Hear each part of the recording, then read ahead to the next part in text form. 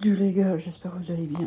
Écoutez, moi ça va super. Écoutez, là je voulais parler d'un petit sujet, c'était assez important. Je sais pas si vous avez vu.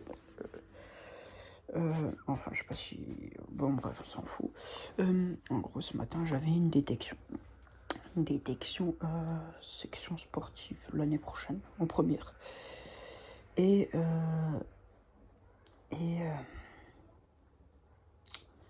Ouais, j'avais une détection. Et du coup, pendant cette détection et tout, bah, c'est.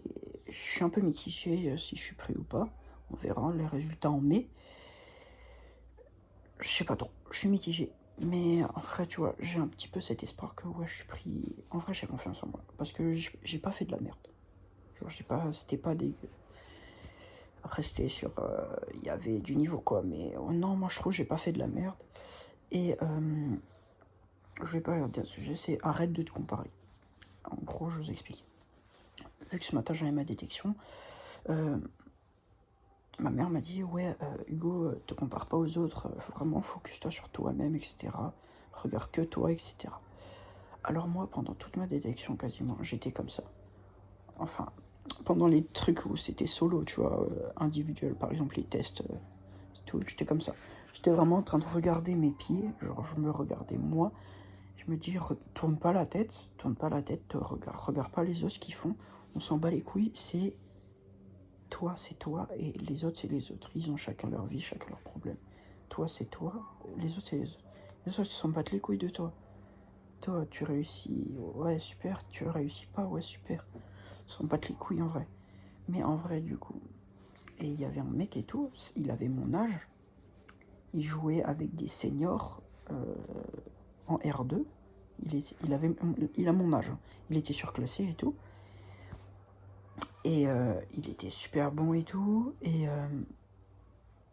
il avait déjà son agent et tout. À ce moment-là, j'étais à deux doigts de me comparer en me disant, oh putain, lui il a son agent, nanana. Lui il a son agent, moi j'ai que dalle, je suis là, je fais une détection, je joue en D3, nanana. Non. Alors d'un coup, j'ai juste fait, genre j'ai fait le ménage dans ma tête, on va dire. Et hop, arrête de te comparer, ça sert à rien. On s'en fout, tu vois. Les autres, ils s'en battent les couilles que te compare pas.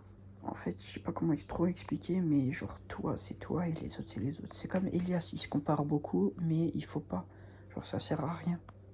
Ouais, chacun, c'est comme la phrase. Te compare pas aux autres, le soleil et la lune, ils brillent tous les deux quand c'est leur tour. Et le soleil et la lune, c'est toi et les autres, on va dire.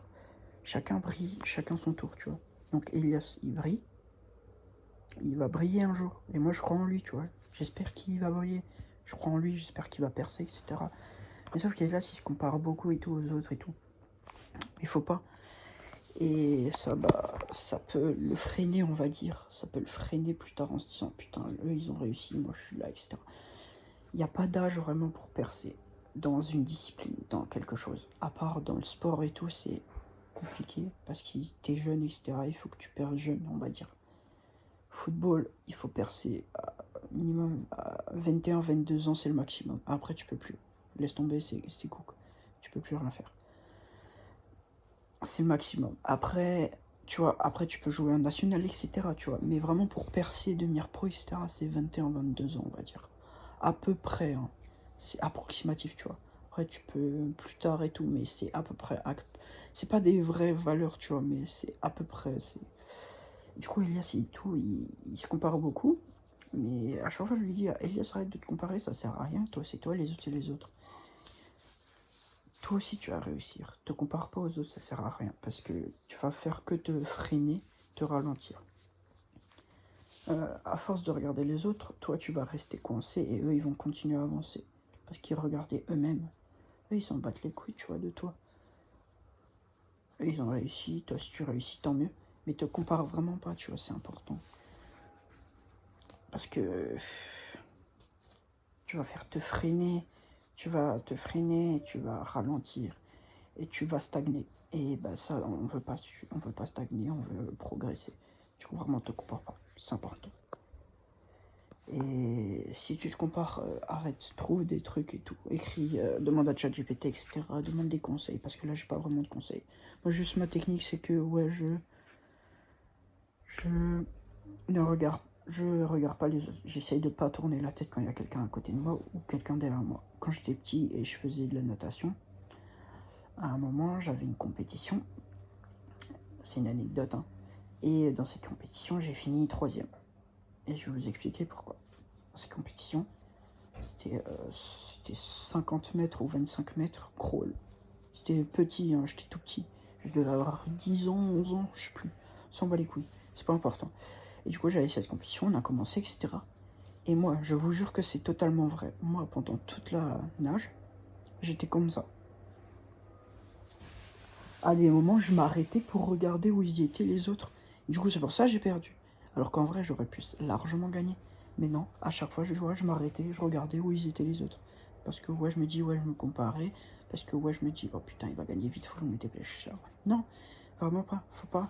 Et moi c'est ce qui m'a coûté ma première place. Mais ça, c'est un vrai exemple. Ça arrive beaucoup. Tu te compares aux autres, tu vas pas finir premier, tu vas finir bien. Nous, ce qu'on veut, c'est la première place, tu vois. Du coup, vraiment, te compare pas, c'est vraiment important. C'était une anecdote parmi tant d'autres. Après, ça, c'est la mienne, tu vois. Mais fais, si t'as une anecdote comme ça où tu t'es comparé et t'as perdu quelque chose, ne le, euh, essaye de voir pour corriger ce petit défaut. Et il y a ceci, il faut qu'il le corrige et il va le corriger. J'espère qu'il va le corriger un jour. Enfin, du coup, voilà, c'était un petit peu ce sujet. Du coup, j'espère que ça t'a aidé. Et moi, je te dis ciao.